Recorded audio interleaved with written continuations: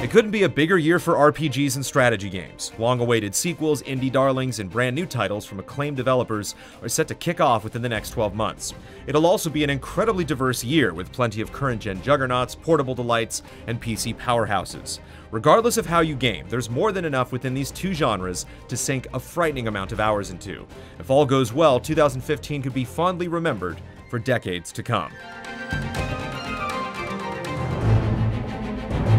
While Dark Souls 2 certainly satiated our desire for more Souls, Bloodborne feels even more momentous since it marks the return of Hidetaka Miyazaki in the director's seat. Set to take the Souls template and spin it in a new direction, Bloodborne features a much faster pace and a greater emphasis on offense. A new risk-reward system allows players to regain health by counterattacking within a small time frame. Above all, though, its Victorian style is perfectly haunting and grotesque.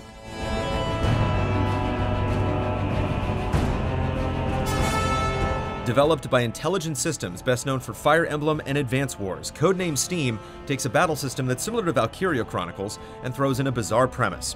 Set in a steampunk version of London, an elite force founded by Abraham Lincoln is tasked with defending the planet from extraterrestrial invaders. As an added bonus, the game is compatible with Fire Emblem amiibo figures, letting players bring Marth, Ike, Lucina, and Robin to the battlefield. This roguelike features a gothic comic book look combined with a turn-based combat system. Players set forth with a four-person party into a grim fortress where the slightest mistake could mean death. While exploring, the light of your torch becomes dimmer and the dungeon becomes more challenging.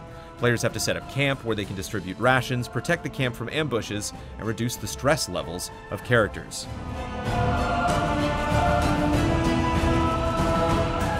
The first in the series to debut on PS4, Disgaea 5 promises several huge additions. The number of displayable characters is jumped from 10 to 100.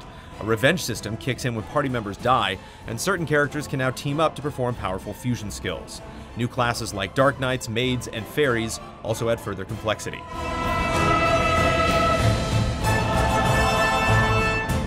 Etrian Mystery Dungeon fuses Spike Chunsoft's roguelike games with the Etrian Odyssey dungeon crawler series. While the game has an isometric view as opposed to the traditional first-person Etrian Odyssey style, it still carries plenty of familiar traits. Your group travels in formation, so choosing who to put where is of the utmost importance. Additionally, the game employs favorite classes such as the Lance-Connect, Rune Master, Protector, and Medic.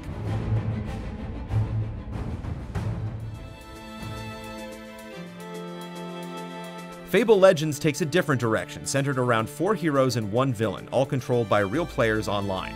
The heroes are made up of several characters such as Sterling, a Prince Charming that wields a rapier, and Igna, who wears heavy armor and fights with a longsword. The villain can control where enemies spawn, how aggressive they are, and lay traps that divide heroes and prevent them from helping each other.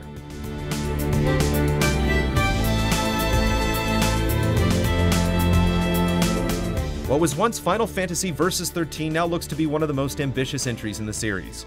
Unlike the majority of Final Fantasy titles, battles happen instantly in 15 and are seamlessly integrated into the environment. Instead of battle menus, commands are mapped directly to certain buttons. The story focuses on a close group of friends as they fight to free their city from invaders, taking an epic road trip in their black convertible.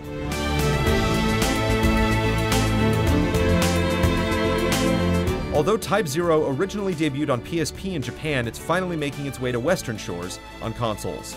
The plot centers around Class 0, a group of military students called into action when a massive war breaks out.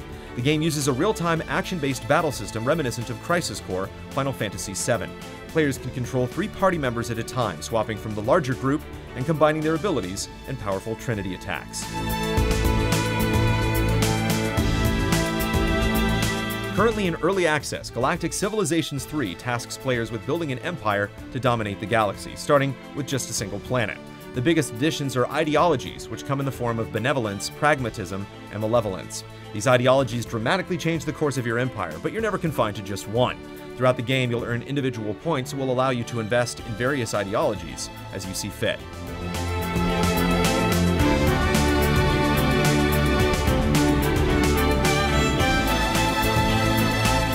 Might & Magic Hero 7 takes place more than 3 centuries after the previous game in the world of Ashen. Players will be able to command 6 factions: Haven, Academy, Stronghold, Necropolis, Sylvan, and Dungeon. Each faction features 3 classes that are might-oriented and 3 that are magic-oriented. Spells are no longer earned by spending points, but are instead acquired through special shrines.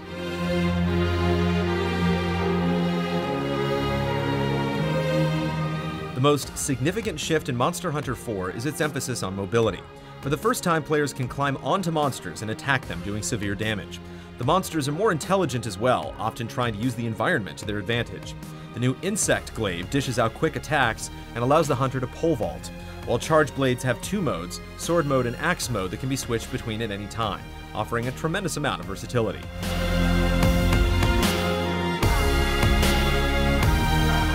Little is known about Persona 5, but that hasn't kept it from being one of the most anticipated RPGs in recent memory.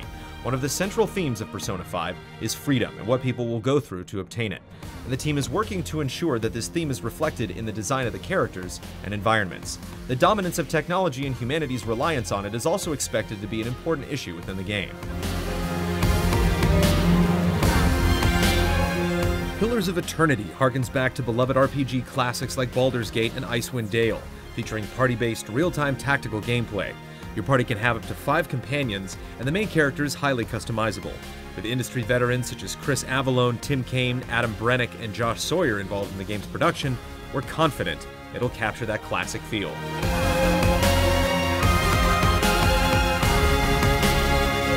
Tales of Zestiria is trying to take the series back to the roots established in Tales of Phantasia, focusing on the character's passion and drive.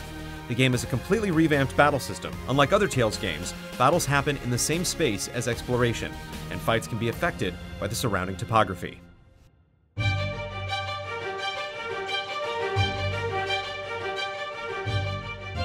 Tides of Numenera is a spiritual successor to Planescape Torment, one of the most revered role-playing games of all time. Interactions between the world and characters are emphasized over combat and acquiring loot. The familiar dialogue tree system will make a return, but the game will utilize new combat mechanics that will supposedly complement the story.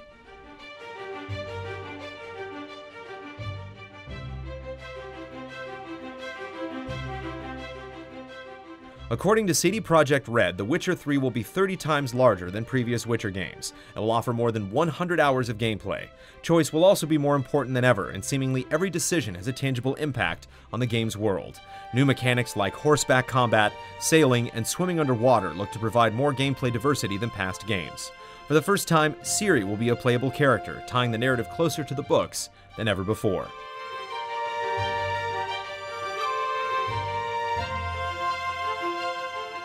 Taking place in an enormous open world, players can traverse the various landscapes of Xenoblade Chronicles X on foot or by piloting giant mechs known as dolls. These dolls have the ability to fly, can traverse water, and also transform into numerous vehicles. X will utilize a similar battle system to the previous Xenoblade and features a quest log with notable improvements. The main character is fully customizable, and there are multiple character classes to choose from.